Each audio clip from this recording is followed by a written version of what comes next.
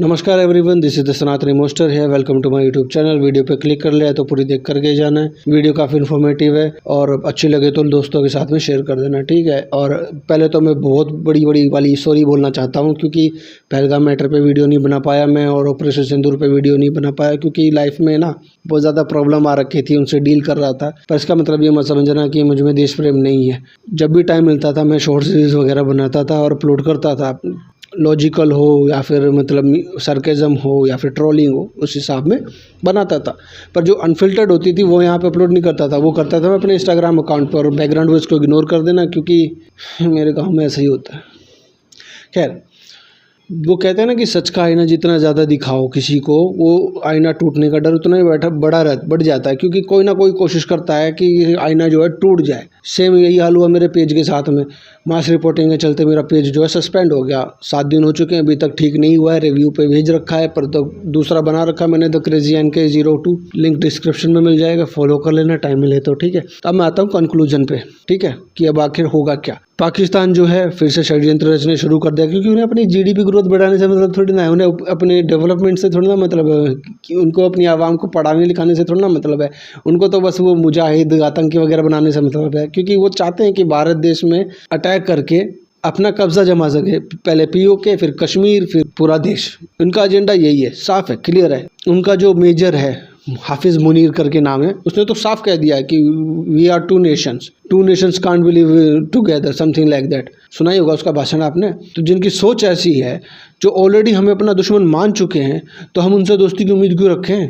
और नरेंद्र मोदी जी ने तो साफ कह दिया कि अब अगर भारत की पाकिस्तान से बात होगी तो POK और आतंकवाद के ऊपर होगी, उसके अलावा कुछ नहीं।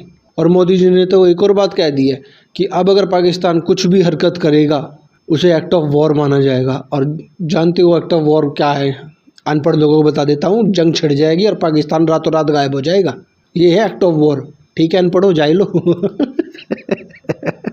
कैसा हंसता है भड़वा तू, हाँ? अच्छा सॉरी, अब आता हूँ दूसरे पॉइंट पर। जो हमारे भारत देश में जो पल रहे हैं ना, ये जो ये देशद्रोही हैं, जो मतलब भारत का नुकसान ही चाहते हैं, हिंदुओं का नुकसान चाहते हैं, जो चाहती हैं कि भारत देश बर्बाद हो जाए, पाकिस्तान को व्हाइट वॉश करने में लगे रहते हैं, पाकिस्तान के गुणगान गाते रहते हैं, एंड मैनी मोर थिंग्स। तो देखो, मैं भारत सरकार से मैं यही रिक्वेस्ट करूँगा, आप लोगों से रिक्वेस्ट करूँगा कि मेरी ये बात पहुँचा दो। आप अपने तरीके से वीडियोज़ बनाओ, अगर आपको मेरी ये थिंकिंग ओपिनियन अच्छी लगे तो उससे रिलेटेड, ठीक है। अगर भारत अपनी एजेंसियों को टाइट कर दे, वैकेंसीज निकाले, रिक्रूटमेंट निकाले, फेसबुक के लिए एक अलग एजेंसी बनाए, ट्विटर इंस्टाग्राम एक्स, हम समझ गए ना मैं क्या कह रहा हूँ।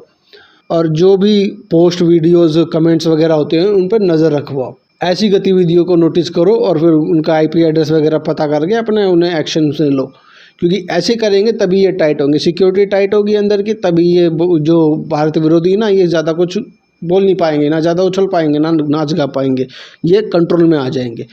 तीसरी चीज़, ये जितने भी बाहर से आकर के बस जाते हैं इस भारत देश में धर्मशाला समझ करके, इन पे भी थोड़ी नज़र रखनी शुरू कर दो। जैसे चाइना में करते हैं ना, कि जैसे कि कोई नया व्यक्ति उनके देश में आता है तो उस पर नज़र रखनी शुरू कर देते हैं लोग। हर एक अलग टीम बना दी जाती है कि देख ये बंदा आया है, इस पे नज़र रख, क्या खाता है, क्या पीता है, किधर मिलता है, किधर कितना पैसा दे रहा है, सब कुछ उस पर नज़र रखी जाती है। एक अलग से टीम बन जाती है उसके लिए, ताकि उस पर नज़र रखी जा सके। ऐसे ही भारत को भी करना चाहिए।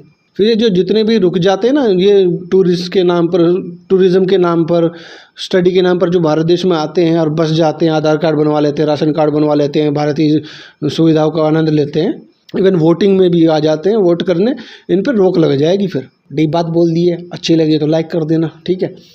अब आता हूँ फाइनल 4th बात पर। ये थोड़ा इम्पोर्टेंट है, इस पर अगर भारत सरकार ज़्यादा फोकस करती है तो बाहर के नहीं अंदर के भी जो है दुश्मन हमारे, ये कंट्रोल में आ जाएंगे, ना इनका ज़्यादा दिमाग चल पाएगा। और मैं जानता हूँ इस बात से ज़्यादा कंट्रोवर्सी होगी, और ये बात मैं बहुत पहले से 1-2 साल से बोलता आया हूँ, और आज फिर से वही बात बोल रहा हूँ कि जितने भी मुसलमान हैं ना इस भारत देश के अंदर, ये भारत के सगे नहीं हैं। इनको बाहर फेंक दो, भगा दो इनको। सिर्फ रोहिंग्या, पाकिस्तानी और बांग्लादेशी, मतलब ये जो भी हैं अलग अलग प्रांत के मुसलमान यहाँ पे आकर के बस जाते हैं, सिर्फ इनको भगाने से काम नहीं चलेगा। जो भारत के मुसलमान हैं ना, इनको भी निकालो, क्योंकि इनका प्यार है ना पाकिस्तान के लिए, इनके पाकिस्तान भाइयों के लिए। और आज की डेट में बोल रहा हूँ, अगर पाकिस्तान कंगाल भी हो जाएगा ना, हथियारों भी नहीं होंगे ना जिस दिन पाकिस्तान के हाथ में, तब भी इनके जो ये पाकिस्तान प्रेमी हैं उसका साथ देंगे। तो कंक्लूजन यही है कि इन मुसलमानों को भारत देश से बाहर फेंको।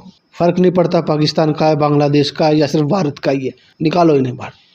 और ओवैसी के जाल में तो आना मत, ओवैसी को भी निकालो, फेंको बाहर, जितने भी मुसलमान भगाओ, यही सोल्यूशन है। वरना करते रहो सिक्योरिटी टाइट, खरीदते रहो वेपन, अंदर की बीमारी को नहीं मिटाओगे तो ये सब चलता रहेगा। पहलगाम मैटर में भी यही तो सुनने को आया है कि उन आतंकियों की मदद करी थी कश्मीरियों ने, कश्मीर के मुसलमानों ने। खैर, मेरा काम था बताना, बोलना, मेरी थिंकिंग शेयर करना। बाकी आपकी मर्ज़ी है कितना आगे करते हो फॉरवर्ड, और कितना मतलब लाइक करते हो, कितना पसंद करते हो, एनी मोर थिंग्स। ठीक है, चलता हूँ। आज के लिए बस इतना ही। बड़ों का आदर करें, देश से प्यार करें और भारतीय संस्कृति से जुड़े रहें। जय श्री राम।